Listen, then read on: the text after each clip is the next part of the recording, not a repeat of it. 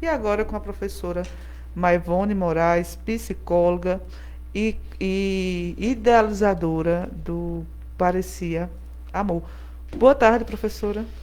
Boa tarde, Aline. Boa tarde, Joilson. Boa tarde, Pamela. Todos que fazem a Rádio Shalom. Para nós é um imenso prazer, grande privilégio, enorme alegria podermos falar desse projeto, hoje programa, que nasceu em Campina Grande e que deve despontar agora pelo mundo. Eita, que show. Professora, conta pra gente como nasceu o Parecia Amor. O Parecia Amor nasceu com a motivação de auxiliar mulheres que sejam vítimas de relações abusivas e violência doméstica. Em minhas atividades como professora, como psicóloga, como escritora e até como produtora de conteúdos na área comportamental, eu tenho um podcast numa outra emissora, sempre tive um retorno muito volumoso, muito numeroso de mulheres que, quando tocadas por tais escritos ou tais mensagens, buscava alguma informação, algum aporte, alguma orientação no que tange aos cuidados da sua saúde mental, mas também dos seus direitos. E aí, mobilizada por isso e já tendo contato com tantas mulheres que sofrem desse mal, decidi criar um projeto. E aí o nome Parecia Amor dá-se exatamente porque parece, mas não é. Né? Existem algumas caracterizações muito típicas de uma pessoa que usa de manipulação junto à outra.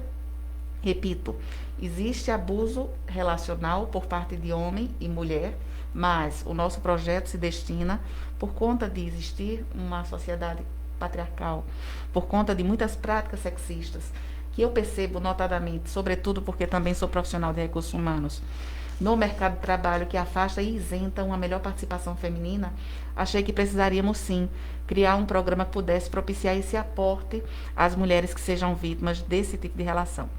Na relação abusiva, em geral, existe toda uma manipulação inicial que é cercada de mimos, de caprichos, de tentativas de isolamento, fazendo com que a pessoa a ser manipulada imagine que se trata assim de amor, demonstrações que supostamente seriam de ciúmes excessivos por se tratar de amor e também de isolamento social quanto às pessoas que são caras a essas mesmas vítimas. Ou seja, o abusador tende a cercear a liberdade, a manipular a vida dessas mulheres, afastando dos amigos, afastando dos familiares e conseguindo, por assim ser, exercer uma manipulação muito forte, uma dependência substancial, atribuindo inclusive muita culpa a essas mulheres que acabam sofrendo muito, acabam deprimindo bastante e, não obstante, acontece também de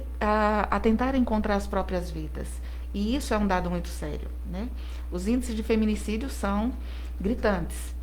Com essa experiência terrível da pandemia, e aí eu estava cuidadosamente acompanhando aqui, né, é impressionante como as pessoas são descuidadas no que tange a isso e precisou vir uma pandemia para que a gente pudesse atentar para algumas questões de ordem particular, mas também de saúde pública e de gestão, né?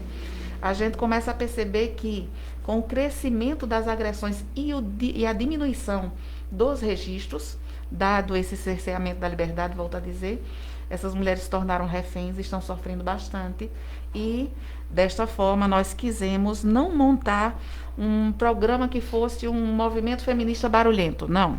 Nós queríamos adotar ações que pudessem cobrir aquele espaço que muitas vezes o sistema não oferece, a gestão pública e privada também não oferta, com ações que efetivamente possam contribuir para que essas mulheres tenham consciência de estarem dentro de uma relação abusiva, possam encarar esses problemas e, a partir das diversas ações de que faz parte todo este grande programa, possam adquirir muito mais segurança, autoconfiança, recuperar a estima e empoderar, né, a sua participação individual e social, tendo ações que são da área de educação, mas também voltadas ao trabalho.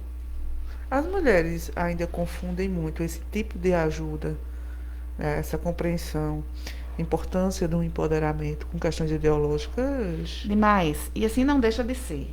em verdade, né, o sistema patriarcal, ele planta nas nossas cabeças a ideia de uma submissão, e é uma movimentação política que a gente precisa compreender, porque a própria participação da mulher, efetivamente, né, enquanto agente político, e aí eu falo como votante, é muito recente, enquanto um agente produtivo, Autonomia, muito com recente. autonomia e participação no mercado de trabalho, se deu no processo de industrialização lá pela década de 70, é muito recente.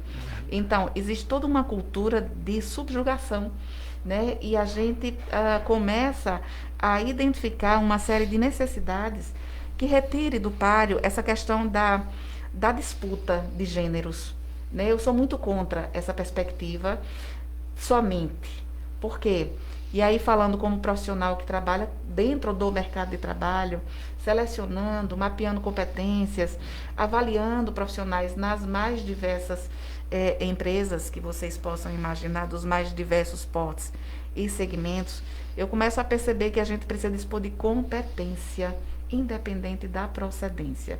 Então, não se trata da força política masculina ou feminina, mas de muito mais cooperação do que competição. Inclusive, eu redigi recentemente uma matéria que falava a respeito disso. Existe uma expressão amplamente colocada, inclusive nos dias mais atuais, de homens que dizem: vocês estão tomando conta do mundo, as mulheres estão invadindo o nosso espaço. E não se trata disso, né? A gente percebe uma corrida muito vultosa de mulheres que querem se qualificar. As mulheres estão se escolarizando muito mais, julgo eu, para que possamos dispor de mais oportunidades, uma vez que essa qualificação técnica também é importante. Aline, como é bom ver uma psicóloga. A gente falava antes aqui nos bastidores aqui, que nos passa uma paz, professora. Nos passa uma tranquilidade nas palavras acertadas, nas palavras bem pensadas.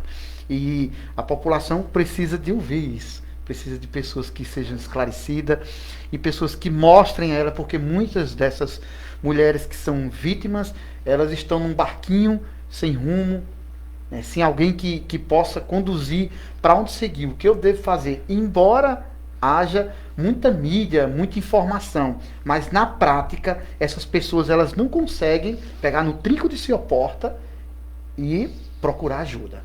Então eu queria saber da sua pessoa, nesse momento de pandemia, como é o que é que a senhora tem visto?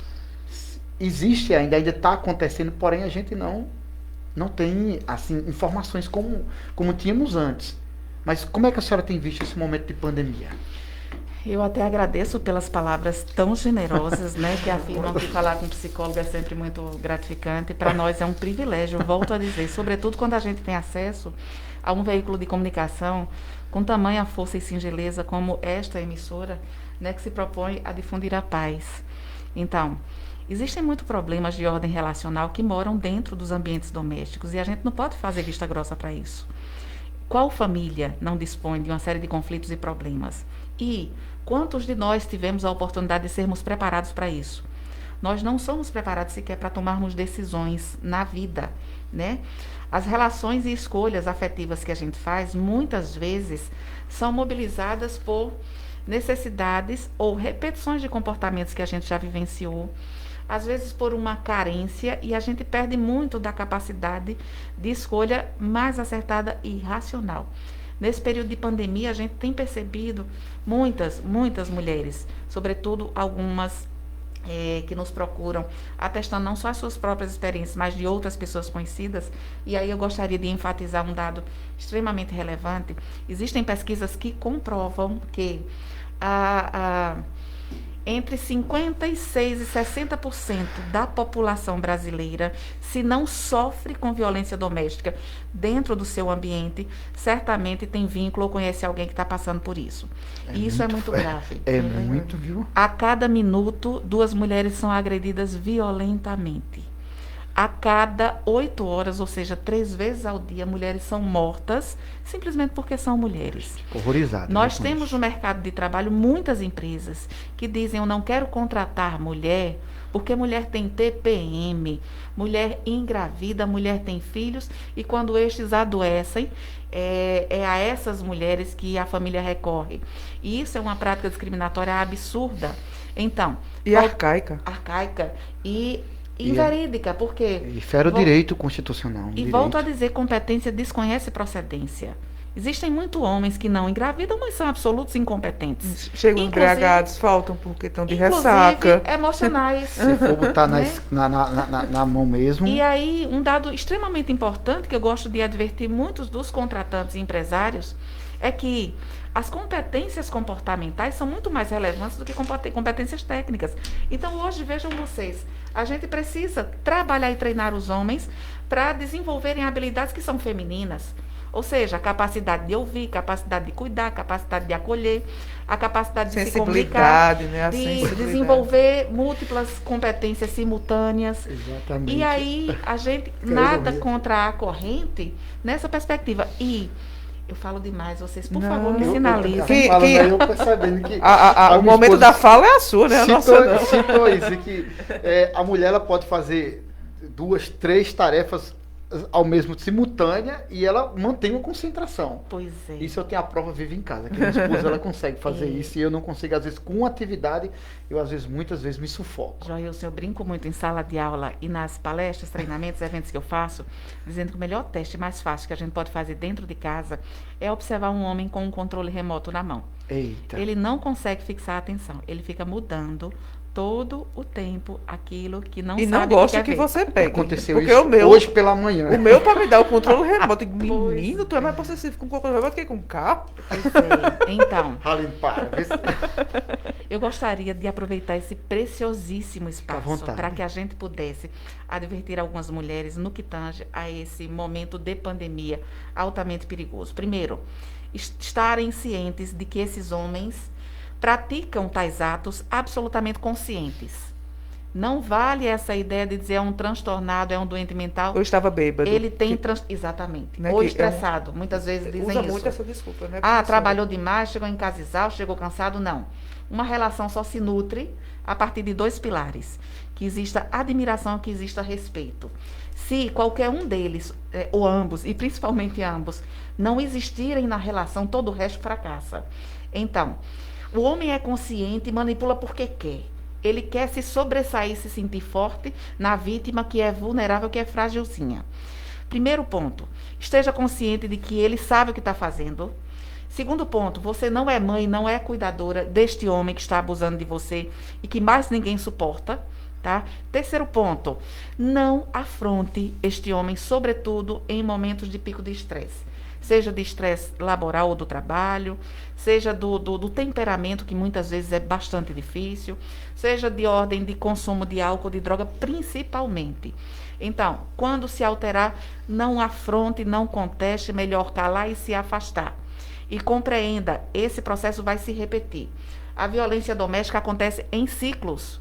Normalmente, quando existe um alto nível de estresse por conta de algum conflito qualquer, o cara se dá conta de que se excedeu, daí começa a cativar e cultivar a atenção da vítima, fazendo mimos, fazendo promessas, né? Traz todos os santos e anjos para assegurar que ele de fato é uma boa pessoa e que só fez isso porque ele foi inflamado, né? Que se a mulher não tivesse provocado, ele não teria dito aquelas palavras Justificando o terríveis. erro. Que quando ele quebra um objeto dentro de casa, é a sua cara, mulher, que ele queria quebrar.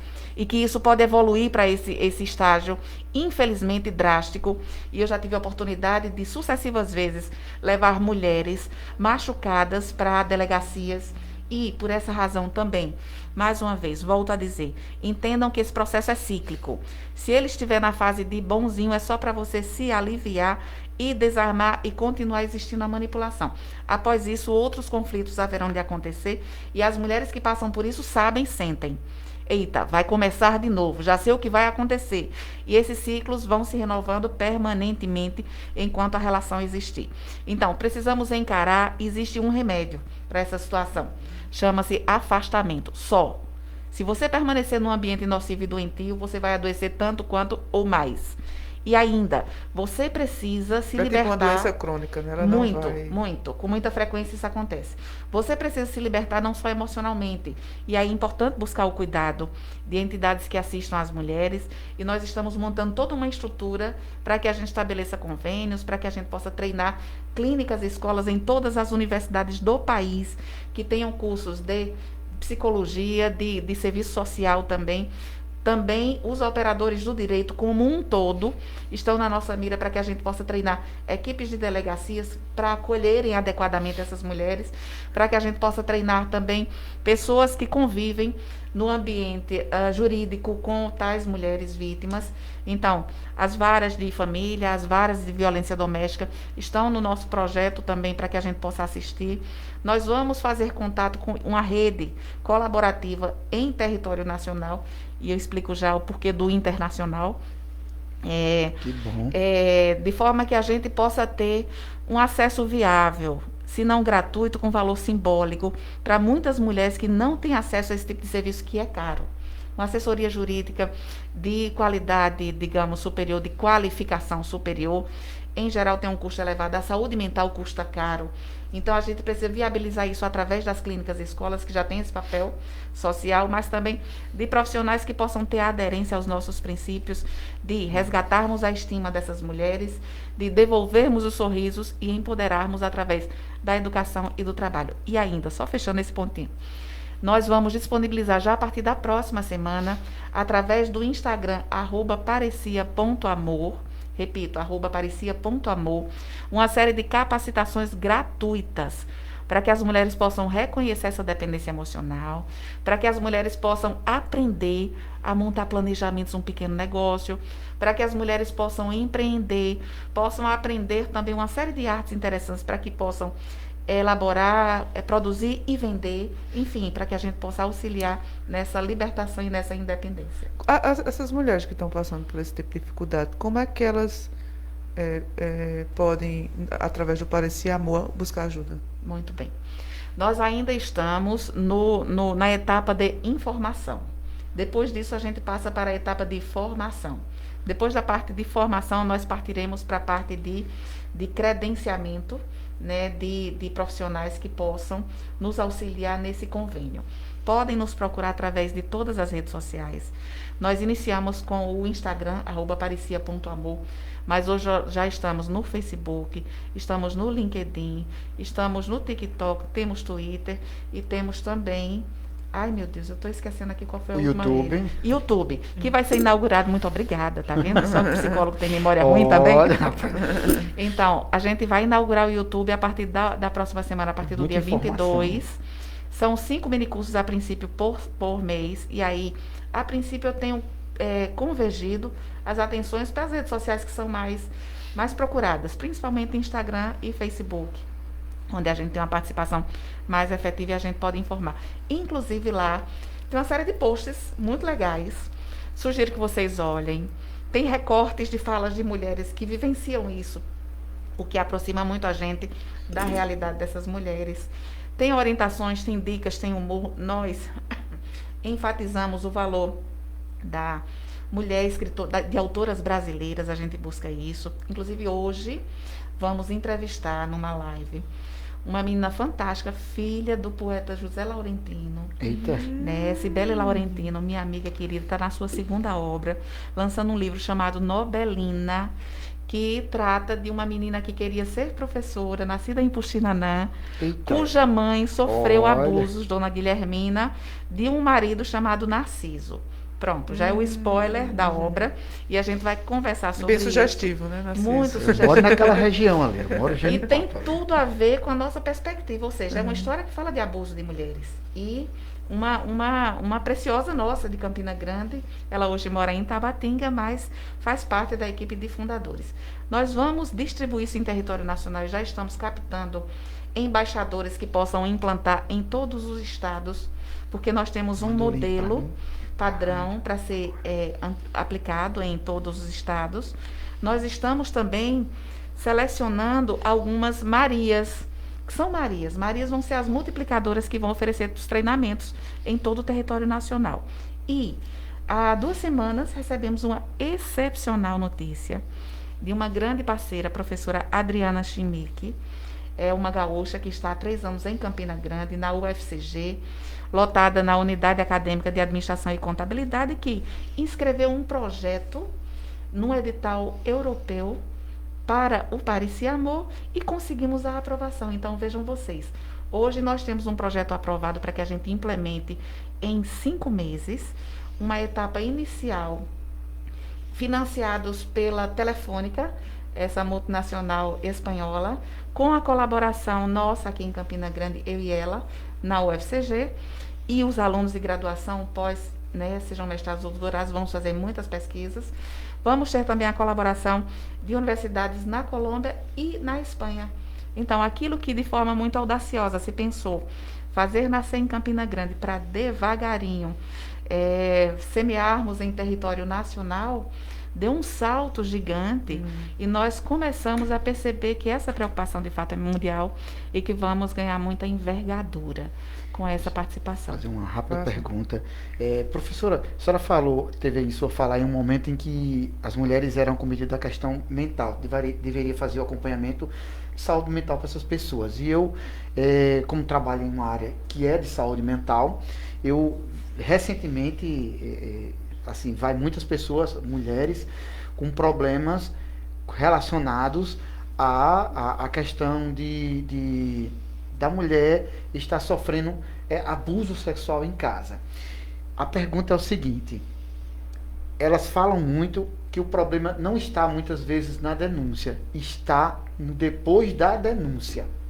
Como essa mulher ela pode o perigo do risco, do medo, de como a sociedade vai me ver. Ela denunciou o marido, que é tão bom para ela. E parece que eles ficam mais violentos também. Então assim, existe esse medo delas. Eu um preconceito, não, acho que é um medo mesmo. A palavra é medo. Excepcional e importantíssima a sua pergunta. Não é só medo, mas vergonha. São as 2 motivações para não fazer a denúncia. Né? Eu tenho medo do que pode vir a acontecer por conta do abusador, que vai fazer uma retaliação, vai tentar se vingar, vai tentar partir para cima com tudo, e tenho vergonha de assumir para as pessoas que apanham, que sofro, que sou humilhada, que sou diminuída, que sou fraca, assim, não é, né? Mas se sente fraca. Porque você fica fragilizado, né? Pancada, então, olho. É importante esclarecer, as pessoas acham que violência doméstica é tão somente agressão física. Não é, não é. Tá? Quando chega a esse ápice, a gente está entendendo que o processo já vem crescendo faz tempo. Existe a violência psicológica, quando começa com pequenas brincadeirinhas, né? Eu até converso muito com pessoas, quando a gente está namorando, os bichinhos são de pequeno porte. Quando a gente começa a ter uma relação mais efetiva, os bichos aumentam de porte, né? Então, é meu gatinho, é meu amorzinho, tudo no diminutivo. Depois, sua vaca, seu cavalo, e por aí vai. E as pessoas se acostumam com isso, como se fosse como normal. Né? E chama de burra, e chama de imbecil, que você não consegue nada, que você não serve de nada, que você é desorganizada, que você não fez um bom jantar, que essa comida tá uma droga, que a casa tá uma bagunça, que o menino não sei o quê, etc. Você tá feia, você engordou. Isso, você tá feia, você engordou, porque se apropria do corpo da mulher. Vai pra academia. Né? E não veste essa roupa, essa saia tá curta, isso é coisa de vagabunda, etc. Isso é violência psicológica. Quando o marido, mesmo o marido de bom tempo, ele tenta fazer uma intimidade com a sua parceira e ela não quer, isso é estupro. E é uma violência sexual. Quando a gente fala a respeito de humilhações e desmoralizações, isso é violência moral. Quando a gente fala a respeito de violência patrimonial, a gente está dizendo daquela mulher que não tem acesso a um bem, que toma um celular, que invade a privacidade, que quebra coisas dentro de casa, que se apropria do que é dela, ou que não concede coisas que seriam do casal para que ela tenha usufruto, é violência patrimonial. Então, são 5 tipos de violência: violência psicológica, violência sexual, moral, patrimonial e física. Então, nós precisamos denunciar quaisquer que sejam. Agora, a gente precisa entender que é um problema que tem que ser resolvido ou a gente morre. Simples assim. A gente adoece tanto e sofre tanto que perde o sentido da vida e a vontade de fazer e realizar pior. imprimindo muita dor e sofrimento a todos que façam parte daquela família. Até porque as crianças também que estão nesse ambiente familiar sofrem e tendem a replicar, a reproduzir isso posteriormente. Muitas vezes acontece isso, a criança que vê um pai agredindo a mãe, posteriormente, mesmo depois da separação, começa a entender que aquela mãe não merece respeito. Ele foi criado dessa forma e, de modo inconsciente, esse processo vai se consolidando em comportamentos também discriminatórios por parte da criança. Também por isso... E também para futuras parceiras. E para futuras parceiras. Né? Há uma propensão, inclusive das meninas, as filhas, de reproduzirem os seus papéis de vítimas nas relações com os namorados ou parceiros de quaisquer naturezas. Então, essa situação realmente é uma preocupação que a gente não pode deixar de observar atentamente. Nós precisamos calar essa expressão tosca, ignorante e mentirosa de que em briga de marido não se põe a colher. Põe sim, porque ali existe um assassino em potencial. A gente precisa resgatar o valor da força feminina a partir do reconhecimento de tudo que ela pode oferecer, retirando desse lamaçal chamado violência doméstica, chamado relação abusiva. Então, já falando a respeito também, eu sei que nosso tempo já está se extinguindo, mas eu volto quantas vezes vocês precisarem. Com certeza. Faltou do internacional, não esqueci não. Quero saber que o pessoal que está ouvindo pode ouvir fora também. Do quê? Você falou que tem a questão internacional. Como internacional é que faz? É a questão. Não, todas as ações vão convergir para essa participação que a gente divulgar a partir do Instagram e difunde com todas as redes. No entendi. Instagram, @parecia.amor, social. a gente está comunicando todas as ações.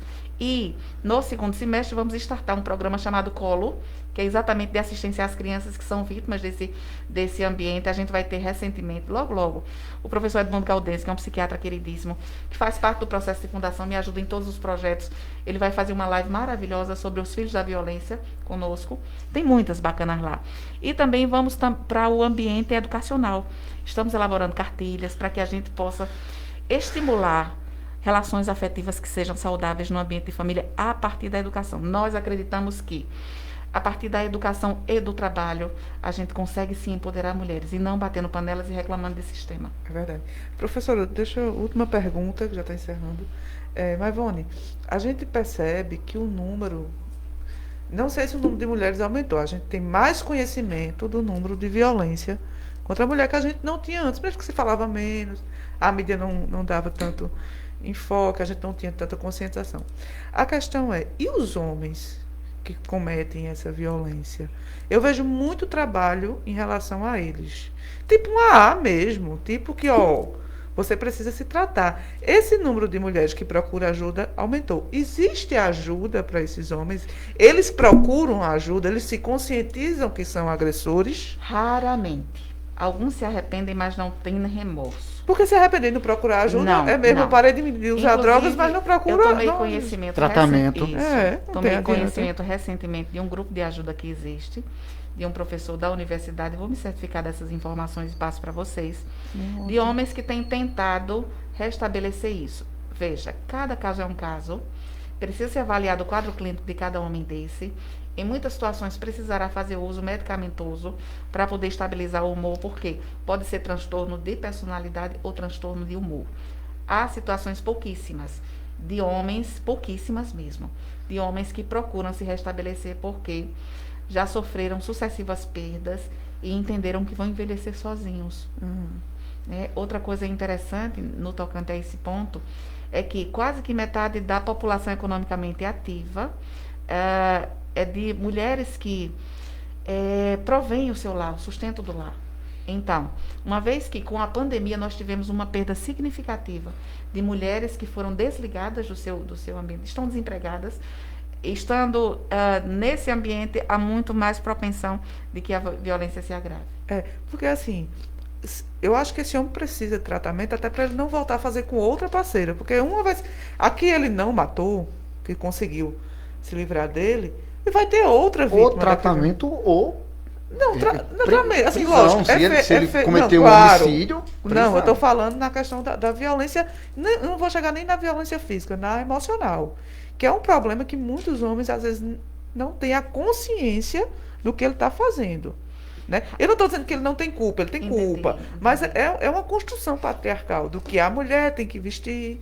Porque qual foi a mulher que nunca sofreu um abuso sexual, É. um abuso emocional? Não existe. Não. Não existe. Eu não acredito. Sempre teve alguém que teve um namoradinho que disse, você não vai com essa roupa. Mas veja, isso é um problema sistêmico. A educação não nos favoreceu no tocante a isso. Quantas escolas vocês podem atestar que ensinam sobre inteligência emocional? Né? As guerras são instituídas com as competições, metas. Inclusive as grandes escolas que a gente conhece, elas tentam abrilhantar os veículos de comunicação mostrando o número de pessoas vencedoras que foram aprovadas nisso ou naquilo. Mas isso que você falou é extremamente importante.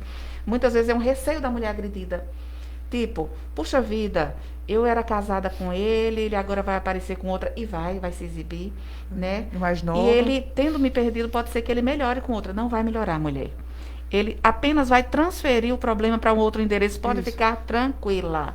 Se existe algum indício, algum quadro de perversão, de narcisismo, como a gente chama, desses perfis, e em geral são perfis psicopatas, né? Volto a dizer, eles têm consciência, eles vão fingir uma situação que possa lhe provocar, porque eles tendem a não conseguir se desvencilhar daquela vítima, porque quando a vítima se afasta, é como se ele perdesse um pouco do seu poder. Mas é né? isso que eu estou dizendo. E ele transfere, sim. Você Essa falou ajuda, uma coisa muito acertada. né? Essa ajuda para, assim, lógico, tem que ter uma cotização. É uma questão cultural também. Essa coisa da roupa, da mulher, do corpo da mulher ser da mulher, é uma questão cultural. Né? Os meninos crescem que a mulher é feita para casar, é feita para ele, tem que aprender a cozinhar, tem que ser uma boa mãe. Desde o chá de né? revelação, né? Exatamente. Então, assim, existe. Eu posso estar sendo ignorante. Eu acho que existe aquele abuso psicopata, existe aquele abuso que foi educacional, que veio da educação, que ele viu no pai e na mãe, porque a mãe não usava aquela roupa. Às vezes o pai foi excelente, nunca bateu na mãe, Mas eu acho que nunca aí agrediu, é uma mas influência não cultural, gostava né? que a mãe vestisse aquela roupa, porque meu pai era assim, meu pai nunca tocou na minha mãe. Inclusive, ele tinha hora que ele tinha medo da minha mãe.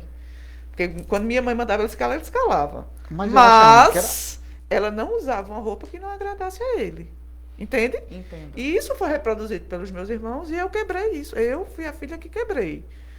O meu primeiro namorado que mandou tirar a roupa, na época não existia Uber, eu disse, pois eu vou de táxi. Se você quiser, você vá. Mas a roupa eu não tiro. Eu tinha 14 anos de idade. Nem entendia direito que era feminismo. Garota né? empoderada. Mas Ela por já quê? era, há séculos, Porque eu não queria reproduzir o que minha mãe reproduzia. Isso. Entende?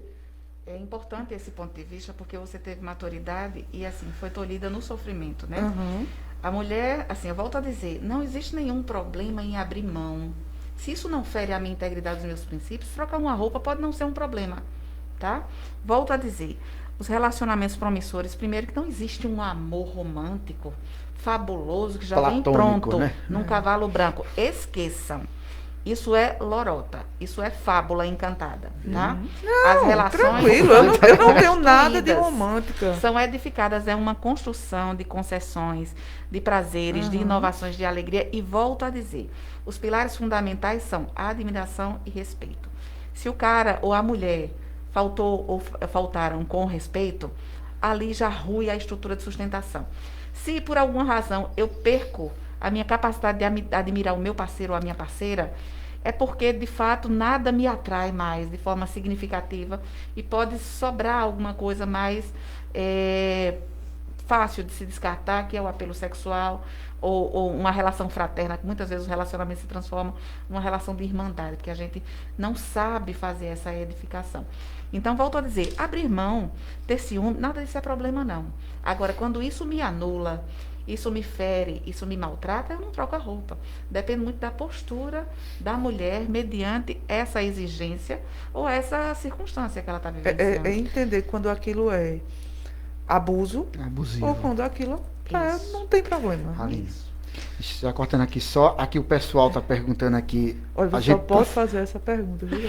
Tá, a gente está valendo. sendo ouvido lá em Lagoa Seca pela minha amiga Elisângela. Tem o Marcos ali que está dando boa tarde a todos nós. Temos a minha digníssima esposa Rosana que está nos acompanhando. Oi, Rosana. E estava perguntando o nome dela, Maivone Moraes, que está dizendo que fala muito bem, um tema muito bom que a gente está discutindo aqui. A gente tem um pessoal também do Hospital do Edgley que está nos ouvindo também. Ai, que Tá, maravilha. trabalho, Beijo então, para todos. A gente tem no bairro dos Cuités e em Genipá, porque é a minha terra onde eu moro, tá bom? Maravilha.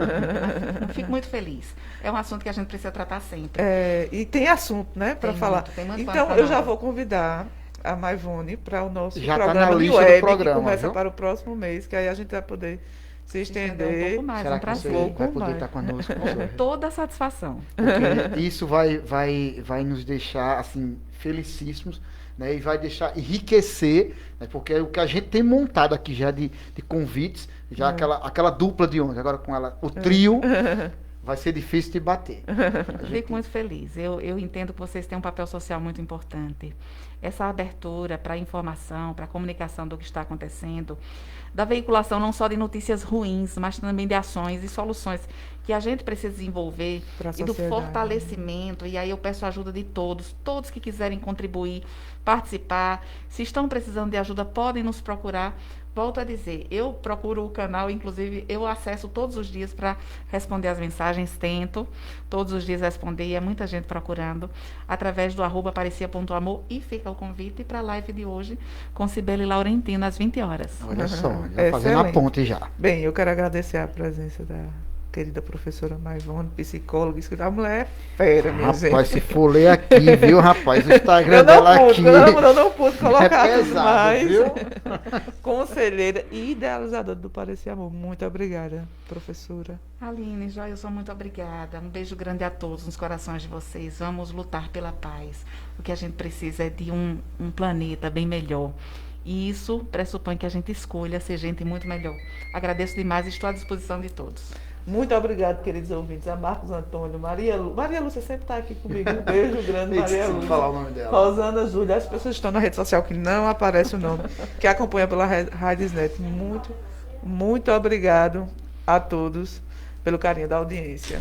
Pois é, vamos embora, vamos com Deus, vamos esperar o próximo tema do programa, que com certeza vamos trazer ainda melhor, tá bom? São 13h05 e espero vocês sexta-feira, se Deus quiser.